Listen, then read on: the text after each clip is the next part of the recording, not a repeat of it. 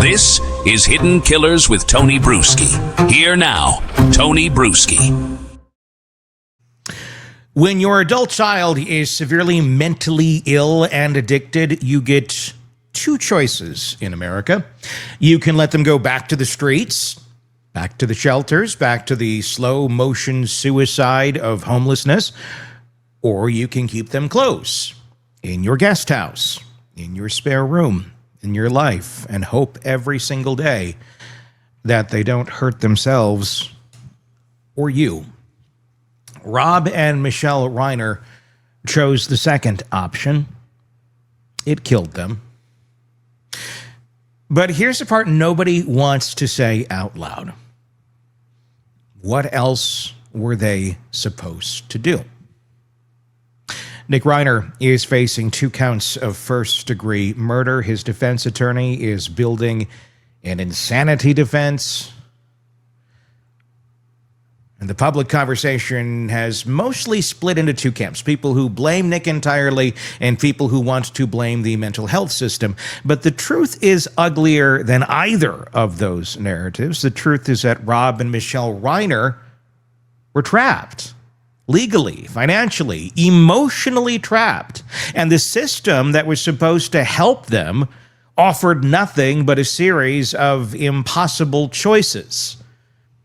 This is a very deep, very large problem where there's issues here, over there, and back here, and that way too. We're going to get into all of this. Before we do, let me ask you this. Please press subscribe wherever it is you are listening to us or watching us. YouTube, podcast channels, whatever it may be. Please do hit that. It helps us. Lets other folks know you like our reporting. And then you get all of our stories as we put them out to you. And if you want to comment, there's 2 options for you. YouTube, you can certainly do it there. We're also on Substack now as well. hiddenkillers.substack.com, or just search Hidden Killers on Substack and you will find us. You can also access our episodes a day early. So if you want tomorrow's videos today, go and check out our Substack. And it also helps support our program as well. There's opportunities to subscribe and help support our reporting. So thank you for that. Let's continue on. So let me go into this and how this all works. Because if you haven't lived it, you probably don't understand how broken our system really is. And a lot of people, this has been a wake-up call. It's been a, oh my God, really? It's this horrible? Yes, it is. Thank your lucky stars you haven't had to deal with this system in any way, shape, or form. If you were that far out of the woods and didn't know what was going on in the forest, you can be forgiven if you didn't know. But now that you do know, now it's up to you to, well, let your voice be heard because it's broken. In California, involuntary commitment is governed by something called the Lanterman-Petris-Short Act. It was passed in 1967, and it was signed by Ronald Reagan.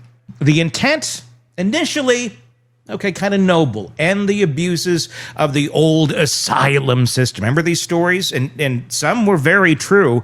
And some asylums, as we had them, and I know this for a fact. I've done many research projects on this, actually, for another podcast that we do about ghost stories. There were some that were very well kept. They were respectable. They treated their patients well. There were some that were literally the 13th gate to hell. And then there was everything in between. It needed reform. It didn't necessarily need to be completely destroyed and abandoned, because when you completely destroy and abandon whatever kind of rails you have on a system that is designed to try and keep the padding, although sometimes it looked more like spikes, around people who could be dangerous to themselves or others. And of course, there were some that weren't at all, but a lot of them were. When you just suddenly remove all of that and say, good luck, things don't end well. And in the United States, they did not end well. And we are still seeing the repercussions of that to this day. So the intent was to end the abuses of the asylum system. That was the intent, where people could be locked away indefinitely because a family member wanted them gone. That was horrible. Civil rights protections came into place, due process, all good things, okay? But anything can go too far as well. And here's what this law means in practice for families dealing with severe mental illness. You cannot force your adult child into treatment unless they are an imminent danger to themselves or others. They're gravely disabled, meaning they literally cannot provide food, clothing, or shelter for themselves. Keyword is imminent. So someone could be literally sitting there saying, I'm going to blow my head off here.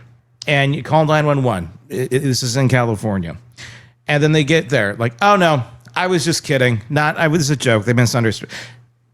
You can't by law do anything about that. You can't take them in if they're going to back out of that. Yeah, it's dangerous. It's extremely dangerous, especially for people who know how to use the system. And look, mental illness does not prevent you from being a cunning individual. In many ways, it's kind of becomes a superpower.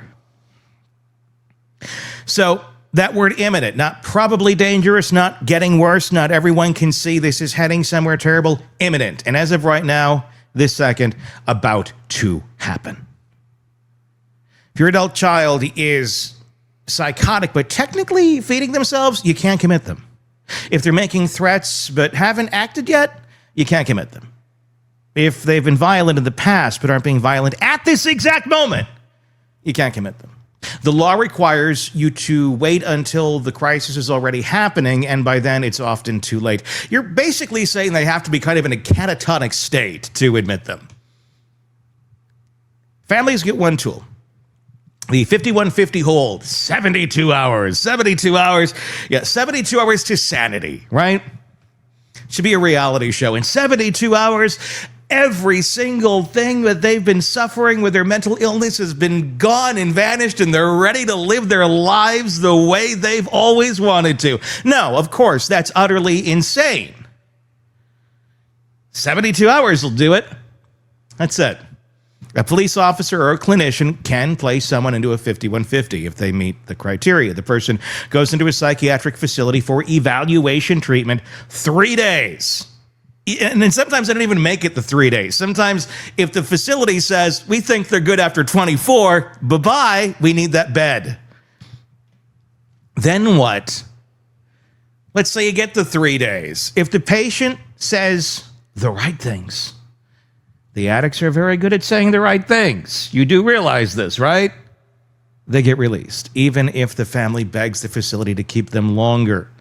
Even if everyone in the room knows the person is going to walk out and start using again, the patient's rights. The patient can refuse treatment, and the patient walks out the door. Nick Reiner had reportedly been through 17 rehab programs by the time he was 22. Some other numbers being reported go higher than that. That means 17 times the system evaluated him. 17 times it determined he was ready to leave. 17 times it spit him back out into the world because Nick knew how to play the game.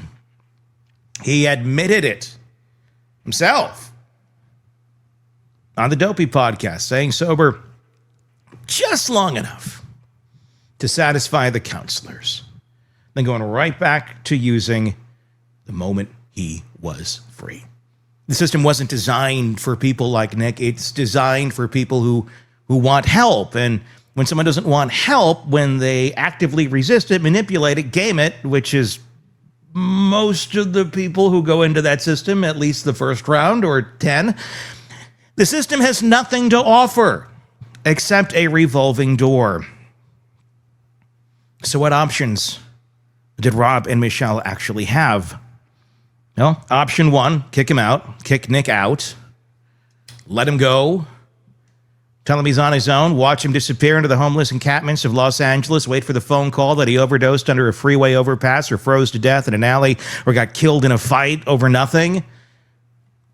This is what the system essentially recommends when treatment isn't working. You can't force him. He has to want it. You need to set boundaries. True, you do. Translation, let your child die and learn to live with it. Or maybe they'll make it through, but you have to take that gamble. And some parents do this. They have to. I'm not saying it is wrong at all. Sometimes you have to do this. Otherwise, they will continue to go down the path they're going down and you get a Nick Reiner situation.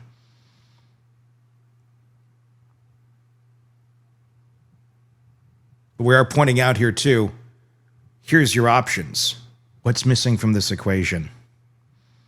That option that actually used to exist, was abused, was not managed properly, needs a lot of reform, a lot of help.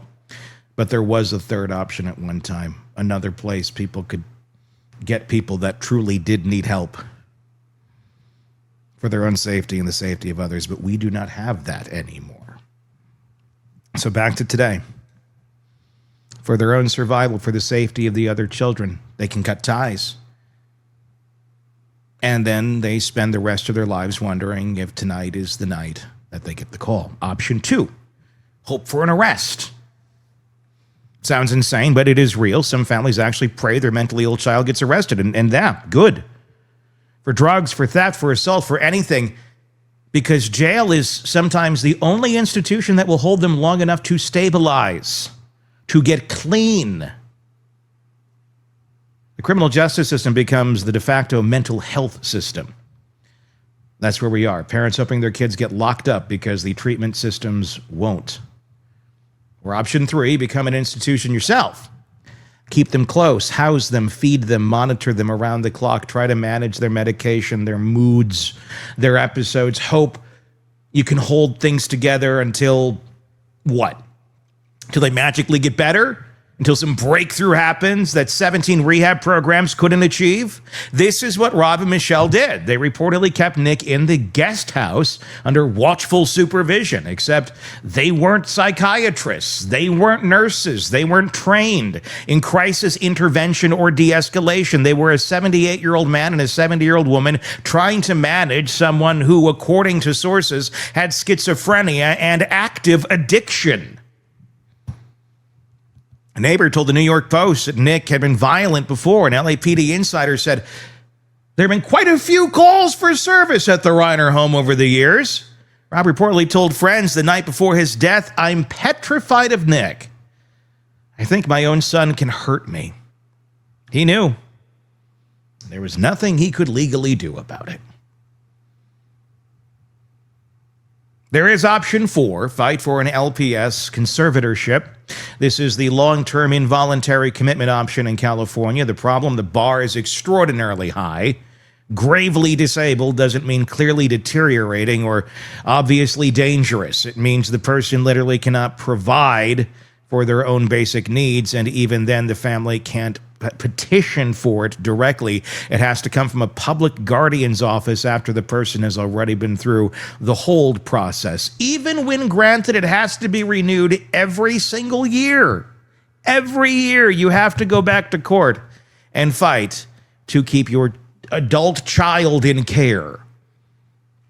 According to county officials, conservatorships are granted only in the most extreme cases. Board and care placements are scarce. Funding is inadequate. One public health official described it as a 50-year-old problem that has just gotten worse every year. The system doesn't have the capacity even when it has the will. And here's the part that might surprise people. Money doesn't fix this. The Reiners, they had money. They were reportedly paying $70,000 a month for treatment facilities. They had access to the best doctors, the best programs, the best everything. It didn't matter because you can't buy your way out of a legal system that prioritizes patient autonomy over family safety. You can pay for the nicest rehab in California and your adult child can still walk out after 72 hours if you say, or if they say the right words. Now imagine you don't have money. Imagine you're, a normal person, a working class family with a schizophrenic son and a $50,000 household income. Public mental health services are overwhelmed. Wait lists stretch for months. doesn't exactly translate into immediate help that's needed when there's a mental health emergency. Oh, let me get back to you in a couple months. Community placements are vanishing for families without resources. The options aren't limited. They're non-existent. Governor Newsom promised to fix this. His Care Court program launched in 2022. It went statewide. By December of 24, family members could petition a judge to order treatment housing services, a care plan. Families were hopeful that finally someone was listening. But according to recent reporting from Cal Matters, many of the same families now say Care Court has fallen short. Lovely. It sounds great on paper. And then, oh, yeah. Loved ones dropped from the program for failing to participate in voluntary treatment. The same cycle of jail and homelessness continuing. One mother called it a false hope. The system promised change and delivered paperwork. So let's talk about what Rob and Michele Reiner reportedly lived with every single day. Because according to multiple reports, they brought Nick to a Christmas party because they were afraid to leave him home alone. They watched him act erratically, reportedly asking guests if they were famous, interrupting private conversations, staring at people until they were uncomfortable. They got into a loud argument in front of everyone. They left early, humiliated and scared. They went home and wondered if that night was the night something would happen. They woke up the next morning, or they didn't. This is what millions of families live with right now. The constant calculus of risk, the exhaustion of vigilance, the knowledge that the person you love could also be the person who destroys you. Rob knew. He reportedly said it out loud at that party. I'm petrified of Nick. I think my own son can hurt me. He was right. And the system gave him no way out. Now, let me be absolutely clear about something. None of this excuses Nick Reiner. Nick chose to game rehab by his own admission. Nick chose to manipulate his parents into distrusting the experts. Nick chose to keep using despite 17 opportunities to get clean. Nick allegedly chose to walk into his parents' bedroom in the early morning hours of December 14th and stab them to death. The impossible situation Rob and Michele faced, Nick created it. He convinced them the programs didn't work. He convinced them to trust him over the professionals. He engineered the arrangement that put him in that guest house instead of a supervised facility. This is not about letting Nick off the hook. It's about recognizing that his parents were trapped in a system like many others are that offered them no real help. And that millions of dollars and millions of other families are trapped right now in exactly the same way with no rescue coming. The mental health system failed Rob and Michele Reiner, but Nick failed them first and longer and more deliberately. The system's failure doesn't erase his accountability. It just means there were two failures instead of one. Right now, tonight, somewhere in California, there are parents lying awake, listening for footsteps, wondering if their child is stable, wondering if the medication is working, and wondering if this is the night everything falls apart.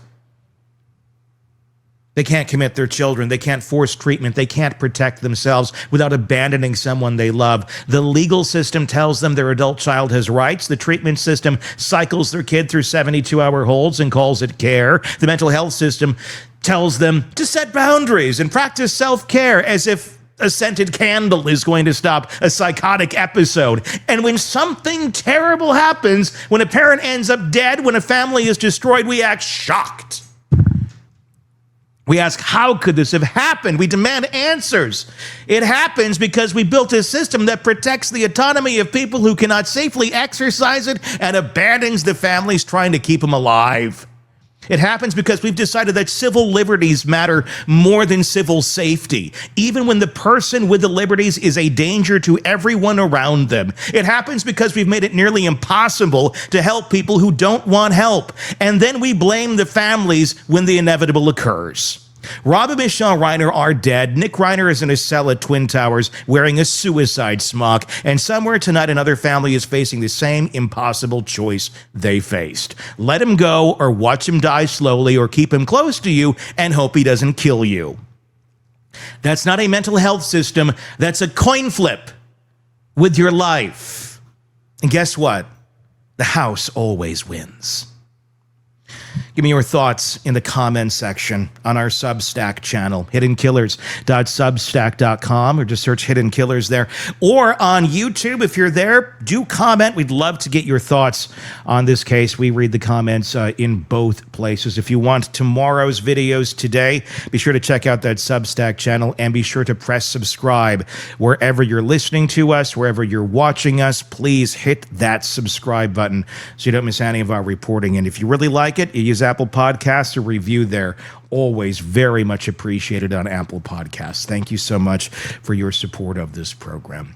Until next time, my name is Tony Bruschi. We will talk again real soon. Want more on this case and others? Then press subscribe now and don't miss a moment of true crime coverage from Tony Bruschi and the Hidden Killers podcast.